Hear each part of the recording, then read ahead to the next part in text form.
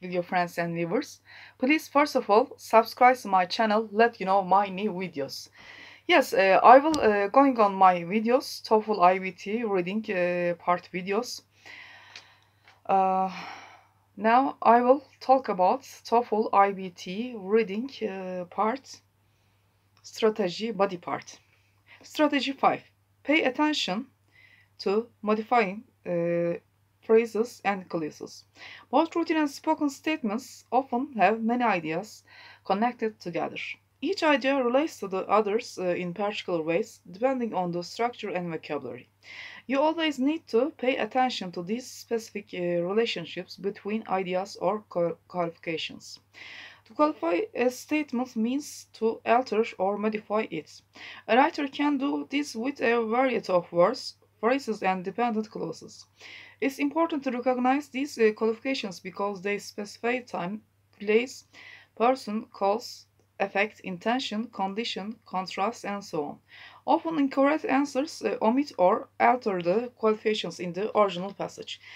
Students who read too quickly or carelessly miss these qualifications in the passage, and they become distracted by incorrect answers as a result. For example, read the following statement. Cancer cells are removed surgically. The sentence above is in an unqualified statement. In other words, it is not modified or affected by any other idea such as a time or a reason. Compare the above statement following sentences with a modifying phrase or clause. Sentence. Frequently, doctors remove cancer cells surgically. Adverb time. For many cancer patients, doctors remove cancerous cells surgically. Professional phrase. To treat many patients, doctors remove cancer cells surgically. Infinitive phrase. When treating many cases of cancer, doctors remove cancer cells surgically. Participle phrase. When they treat many patients, doctors remove cancer cells surgically. Adverb clause. To read actively, you need to pay attention to these modifying or qualifying expressions. Moreover, unlike the sample sentences above, many sentences in the reading passage on the TOEFL are long, complex sentences. These sentences include many phrase and dependent clauses. Therefore, you have to concentrate a variety of the different but related ideas in order to understand the passage. Be prepared to infer meaning. Inference is a vital skill for reading and listening sections. To infer means to understand unstated or unwritten meaning based on certain detail and logic. When you infer an idea, you understand it even though the writer or speaker didn't state it directly. Inference is related to implication. When a speaker or writer implies an idea, he or she communicates the idea without mentioning it directly. A reader or listener then infers it based on some key detail and logic. Yes, let's go on. Look at the following sentences and notice how the modifying expression and meaning to sentence. They say in Toefl Kaplan's book. Sentence. Cancerous cells can be removed surgically. Adverb. Cancer cells can be frequently removed surgically. Adverb time. Despite possible complications, cancer cells can be frequently removed surgically. Professional phrase. To avoid the spread of the disease, cancer cells can be frequently removed surgically despite possible complications. Infinitive phrases. If they are concentrated in a small enough area, cancer cells can be frequently removed surgically despite possible complications to avoid the spread of the disease. Adverb clause. Strategy 6. Pay attention to sequence, especially mixed sequence. The sequence or order of the ideas, even steps, actions, or states in a passage is extremely important. A writer often, but not always, explains or describes the topic in chronological order. In other words, writers often start at the beginning of an event or process and then move to end. The order of ideas in the passage matches their order in time. However, don't assume that events or steps take place in the same order that they are mentioned in the passage. It's common for a passage on the TOEFL to mix the sequence of ideas. This means that the writer doesn't mention all ideas in chronological order. An early event in a historical narrative can be mentioned after later events for various reasons. Look at the following excerpt from a historical passage about the meaning of the American Revolution. In April 1775, when ships full of British soldiers landed in Boston, the United States didn't exist as an independent country. The 13 colonies were still part of the British Empire, and the soldiers were there to keep them under the power of the King of England. At the same time, however, colonial citizens were planning for independence. Once on land, the British soldiers began marching from Boston to the city of Concord, Massachusetts. Rebels and formed an illegal organization called the Massachusetts Congress, which met in Concord. The British wanted to arrest the members and the rebellion. The writer begins the narration with the arrival of the British soldiers in April 1775, although he could have chosen an odd number of other events or moments. That choice established the time frame of the paragraph. However, not everything that's mentioned later in the paragraph occurred during or after the arrival.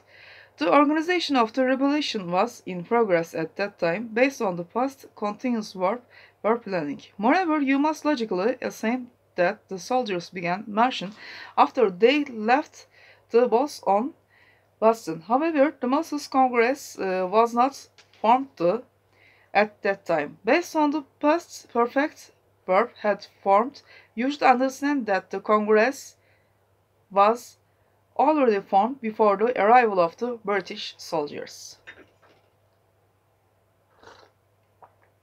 Any passage, not just historical narratives, can include a mixed sequence of events. As you see in the passage above, verb tense is often useful to sequence ideas correctly. You can also use the context. The context of any sentence or paragraph involves any actors, actions, states, locations, times, and related details. For example, the context of the paragraph above is the pre-revolutionary United States and the attempted arrest of the Massachusetts Congress by British soldiers. Based on this context, the creation of the Congress logically occurred. Before the arrival of the soldiers, since the Congress is part of the rebellion that brought the soldiers. Strategy 7. Take basic notes for the first reading. Read the passage initially for comprehension, not note-taking. In other words, your aim should be to understand as much as possible about the passage from the first reading. Since your focus is on understanding the concepts and the connections about them, you shouldn't record very detailed notes. You don't need detailed notes of the reading passage because your notes are not primary source for answers. Since you can see the reading passage next to every question, you can return the passage for the vast majority of your answers. In fact, this is a part of more strategies for answering questions such as detail or inference questions. Moreover, you don't always need to locate paragraphs since some questions include reference to specific paragraphs. A question about an idea in paragraph 3 could refer that paragraph with a phrase such as in paragraph 3 or in the third paragraph. So you need to worry too much about locating the correct paragraph, but each paragraph could include dozens sentences or more, so you still have the scan for information within a paragraph. Despite the directions in some questions, notes are still useful. Not all questions carry directions to a particular paragraph. Some questions include points from several parts of the passage, and one question may require you to summarize the passage by choosing 3 key points from a list. Therefore, a map or outline of the passage can be useful. First, you should record the author's main idea and key points in singular words, phrases, symbols, and abbreviations, not complete sentences. Never try to record notes in complete sentences during any section of the test. Since your notes are only clues to reminds you about what you read or heard. They don't need to be entire sentences. Moreover, you can always return the reading passage for any question. Create an outline of the passage using keywords. In your outline, record only major points, so ignore the hook or opening remarks and any specific details. Include about 4 to 5 keywords for each paragraph. You should be able to consult your outline and locate information as well as check the overall main idea. Also indicate the basic paragraph organization by separating paragraph topics and grouping details with the about topic. Be brief but organized. You don't want to spend too much time on the outline, but you also want it to be useful when you start answering questions. Thank you for listening to me, my viewers. Please subscribe to my channel. Let you know my new videos. Thank you.